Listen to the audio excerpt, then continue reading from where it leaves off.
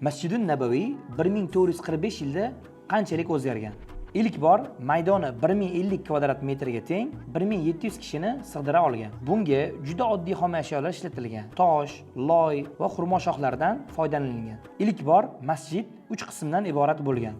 Masjidning birinchi qismi usti yopiq, namozxonlar uchun joy bo'lgan. Ikkinchi qismi usti ochiq maydon bo'lgan. Uchinchi qismida faqir va muhojirlar uchun tashkil topgan suffa ahliga joy bo'lgan. Rasululloh davrida, ya'ni 7-hijriy yilda maydoni 2500 kvadrat metrga o'zgartirilgan va 4166 ta namozxon siqqan. Masjid ko'rinishi esa undan keyin o'zgarmagan.